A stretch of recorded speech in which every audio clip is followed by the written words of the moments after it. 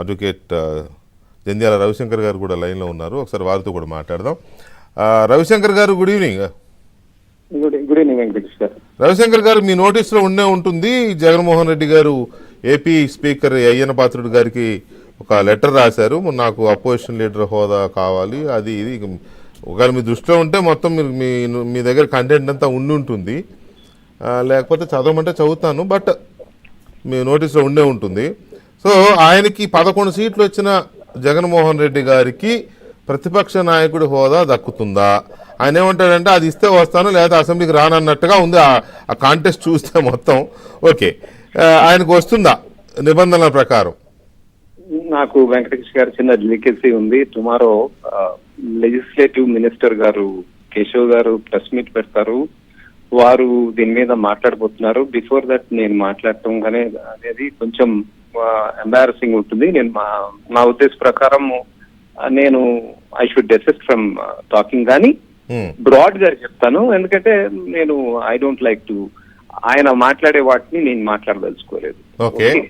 వీటిలో ఒకటి ఏంటంటే అండి, ఆయన అసలు first customary traditions administering of oath దాని గురించి అదేదో చాలా కస్టమరీ, చాలా లైట్ అన్నట్టు మాట్లాడుతున్నా. ఆర్టికల్ 188 కింద it is a constitutional mandate and A constitutional obligation and oath and affirmation of oath before sitting in the house. ఖచ్చితంగా వాళ్ళు ఓత్ తీసుకోవాల్సిందే.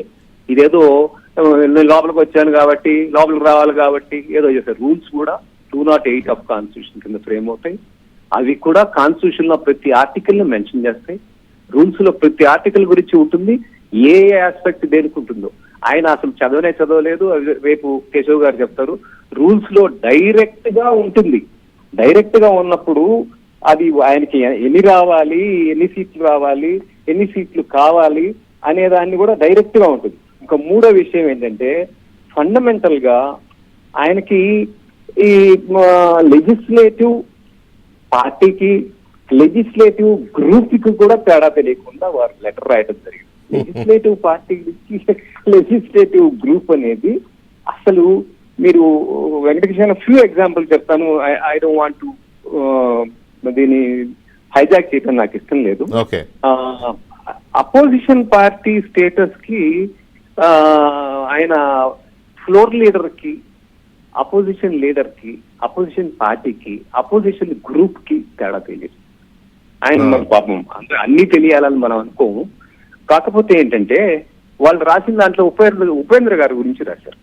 1970-87 ఆ ప్రాంతాల్లో తెలుగుదేశం పార్టీకి 30 సీట్లు ఉంటే అప్పుడు ఆయన ఎల్ఓపి కాదు, 30 సీట్లకి ఎల్ఓపి ఎవరు, అది గ్రూప్ కి ఆయన పార్టీ. Number 1. Number 2, Janardhan Reddy garu never was LOP, leader of opposition ఎప్పుడు కాదు. ఆయన కూడా 3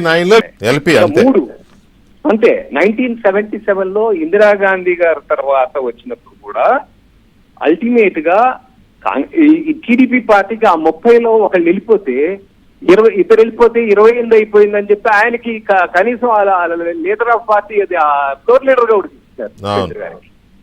ఇప్పుడు మనం జరుగుతున్న ఇప్పుడు కాంటెంపరీనియస్ గా మనం తీసుకుంటే, నిన్న కాక మొన్న 2019లో కాంగ్రెస్ పార్టీకి 19 సీట్స్ వస్తే దాంట్లో 1/3 11 తీసేస్తే బట్టి విక్రమార్క గారికి ఎల్ఓపి ఇవ్వలే. అవును, అది పోయేదాకా వెయిట్ చేసి అలాగే ఇవ్వం పొమ్మన్నారు.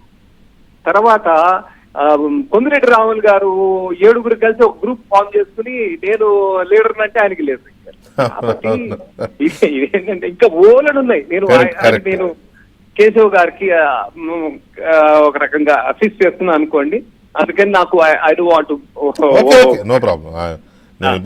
ఇంకొకటి ఏంటంటే ఇంపార్టెంట్ గా అంటే ఫండమెంటల్ గా వారికి